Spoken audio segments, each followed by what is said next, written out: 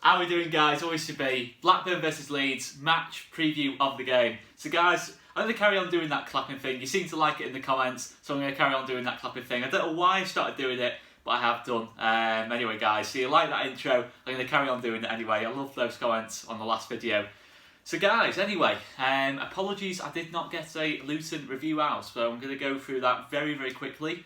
The thoughts on that game, and I can only echo the same thoughts of Joe and Connor after that game. You know, make sure you check out both videos if you haven't done already. Connor did a preview and review of Luton and Blackburn together, but make sure you check them out if you haven't done already, but I'm sure you have done anyway. So guys, yeah, I was disappointed. You know, I was disappointed in the Luton game. I can't lie. You know, always try and be positive as much as I can. But the Luton game, I just thought it was sloppy in a lot of phases of the play. You know, I think certainly with our passing of the ball wasn't great. Was really poor in the first half. You know, I think the first half performance especially was really disappointing. I think the second half we got better, to be fair. We still weren't fully at it. You know, I was a little bit surprised with some of the substitutions, to be honest. You know, that not seeing Alioski or Roberts being pushed into kind of more advanced positions. But at the end of the day, we got ourselves back into the game, and that's the main thing. You know, we fought back, had chances to win the game. And that's the main thing. You know, I know not passing the ball or playing massively well is disappointing, but as long as we create chances, we still give ourselves chances to win games. We just need to be more clinical. You know, 6 games to go at the end of the day. You know, we can talk about we've not passed the ball particularly well since the football's returned, or we've not defended particularly well. You know, these are all side issues. I think the main thing is creativity with this Leeds team. We're an attack-minded team, and we're still creating chances. So for me, I'm not too concerned. I'd only start to get concerned if it becomes a pattern. You know, it's 2 or 3 games combined. You know, we're seeing what we're seeing at the minute, but for me I think it's just a little bit of rustiness. You know, I think we're still creating, we've still got creative threats on the pitch. You know, Pablo, Click, Alioski's become a creative threat, Harrison's created a great chance at the end, of course Aylin, Dallas as the fullbacks, etc, etc, particularly Aylin. You know, we've still got plenty of creativity in this team. We just need to take the chances. You know, we've said it all season, but I think especially now, you know, with such fine margins at this stage of the season, you know, it's not going to go down to performances. You know, performances I'm not that bothered about. I've really enjoyed this season. It's not going to change no matter what happens. You know, it's just about results now. You know, performances are one thing. You know, we don't need to worry too much about performances now at this stage. It's all about results. You know, I think Connor's said this numerous times, but it's just about results now. It's just been about being clinical and taking the chances. Just need one player just to step up in that final third and show they can take the chances, score some goals, contribute, and show some output. It's just the one thing I think we're lacking. You know, I think we've all spoken about Bamford and Costa. You know, but for me, you know, I don't think Bamford and Costa are bad players. You know, you don't become bad players overnight. You know, I know Bamford is naturally getting a lot of criticism at the minute because he's not offering a lot in terms of hold-up play. And for me, I'll go from a team later on, but I just don't think Bamford's doing enough at the minute to justify starting games. That's my personal opinion. You know, hopefully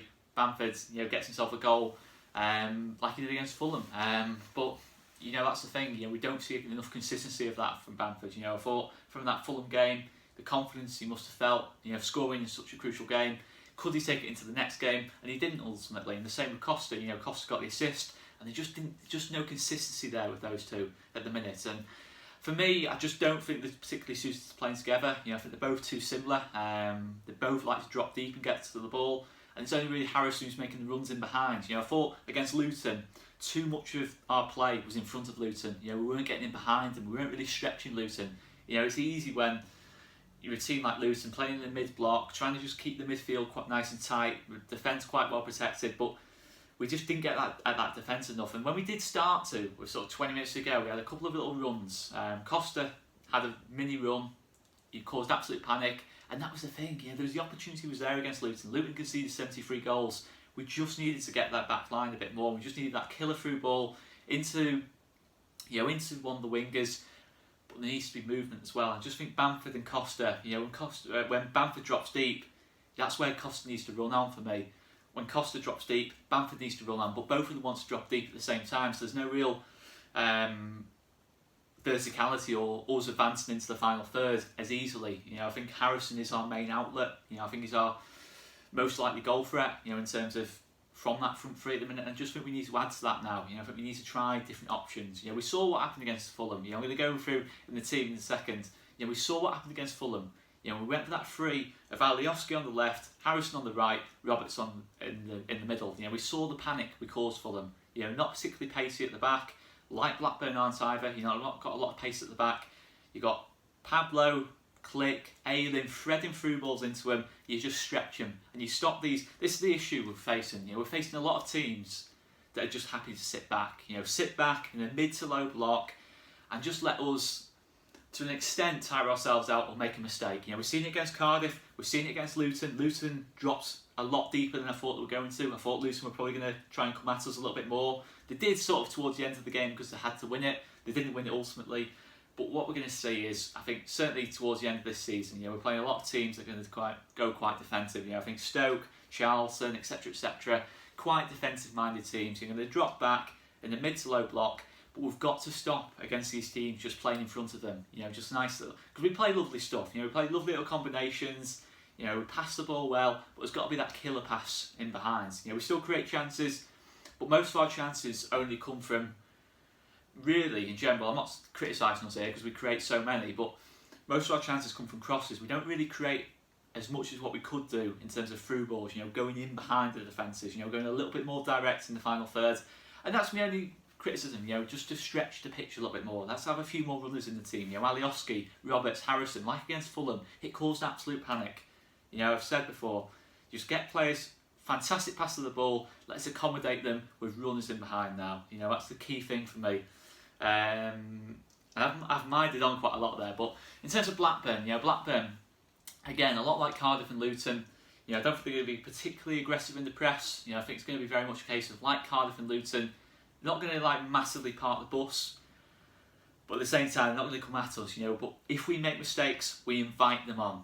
You know, we invite them on. You know, Lewis Travis is fit for this game. Lewis Travis is a very, very good footballer. You know, he's probably Blackburn's best or second best player with Bradley Dack injured. You know, he's a very, very good presser of the ball, very energetic, and if Click, any of our midfield takes a heavy touch, Hernandez, Phillips, etc., Roberts, whoever's playing in there, take a heavy touch, they're going to get pressed. You know, that's the thing. You know, if we lose the ball, if we play sloppy passes, we're going to invite a press. But if we pass the ball well, we'll force them back. That's the key thing. Can we pass the ball a bit better?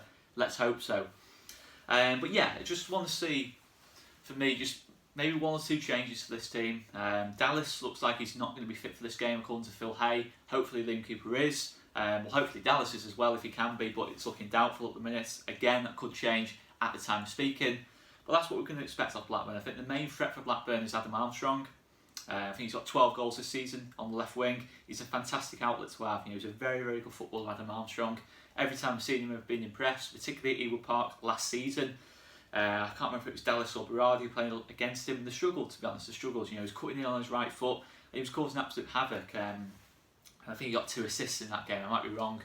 But yeah, he's a big threat as well. Darragh Lenihan is back in the Blackburn team as well. He's a very good centre-back, a threat on set pieces as well. And that's ultimately... Right, guys, so we're going to go for the team I always go for with this game. So it was quite a popular feature when I last did it. In the comments, 2 things popped up since I've gone into this new studio. My intro with the clap, and this feature as well with the stickers as well. So you guys seem to like it in the comments, so I'm going to include it on all previews now, guys. Thanks so much for your feedback, and let us know what you think of this team anyway. So I would go with the same kind of formation, the 4-1-4-1. I can't see any reason to change it to a back 3 because Blackburn don't tend to go with 2 strikers. So without further ado, let's go with goalkeeper. Nice and easy, Ilan Meslier. If you can see that, guys. Nice drop a bit deeper. There we go, guys. Ilan Meslier in goal for me, guys. And then let's go through the back 4. So again, most of it's pretty nice and simple. Again, injury dependent, but let's go with Luke Ayling at right back. Again, no real explanation needed. Solid centre-back pairing, Ben White and Liam Cooper. Again, hopefully Liam Cooper's available. If not, it's probably going to have to be Gaetano Berardi, who can do a job, as we all know. To fill in there if Liam Cooper is not available. Left back. Now, left back, I'm going with something controversial. It doesn't look like Stuart Dallas is available. I'm not particularly keen on Alioski playing there because I want Alioski playing a bit higher up the pitch. I don't think left back particularly suits him. I'm going to go with something a bit different here. Again, I've seen a few comments about it on Twitter, but I'm going to go with Barry Douglas. Again, 3 reasons for this. Experience at Wolves of these kind of situations, these kind of big games, great winning mentality. Secondly, his technical quality in the build-up. He's a very, very good passer of the ball. And thirdly, I just think defensively he's improved a lot. I think against Arsenal and West Brom, Nicolas Pepe, Matt Phillips, 2 top quality wingers. He did a fantastic job in both games. So for me, I'm confident Douglas looks a lot stronger defensively. That was the side of his game I think we were all critical of. I think he's improved a lot in that area of his game. I think clearly he's worked hard in that area of his game. I'd go Barry Douglas at left back here. I'm not sure that's going to happen. I doubt that will happen, to be honest, guys. But that's what I'm going to go with. Let us know what you think in the comments on that. Anyway, guys. Holding midfield, again, nice and simple. KP. No problem at all. And then the midfield 4. So I'm going to have something different in the midfield 4 as well. I'm going to start with Jack Harrison on the right hand side. Again, I've said Jack Harrison is very Robert Snodgrass-esque in that position. I was surprised he didn't go into that position against Luton, after how effective he was against Fulham in that position. And then midfield 2, of course, Mateus Click. I'm just going to move Jack Harrison up a bit. And Pablo Hernandez here. Left hand side, as I've already mentioned him, I'm going to go with Gianni Alioski. If we can get this sticker to stick. Gianni Alioski on the left hand side. Now, basically, the same idea as Fulham here. We've got this midfield 2 here. 2 creators. Mateus Click can play the ball into Jack Harrison. Jack Harrison can make the moves forward here. Gianni Alioski can make the moves forward here. They're both so good at doing that. The movement's absolutely spot on. Pablo can thread balls through. Got creativity here. And we've got 2 goal scorers here. Jack Harrison's output from this position is absolutely outstanding. Goal and assist against Fulham. Goal for Gianni Alioski in that position. And then up top, I'm going to go with Tyler Roberts. I want to see Tyler Roberts start the game up top. I think he's done okay here, but I want to just see him play here. I think he's our most natural finisher in this team. He scores a variety of goals. His goal scoring record's very good. For me, that's what I go with, guys. Let us know in the comments down below what you think of that. That is the team I would go for with this game. Let us know, guys, what you think about it anyway.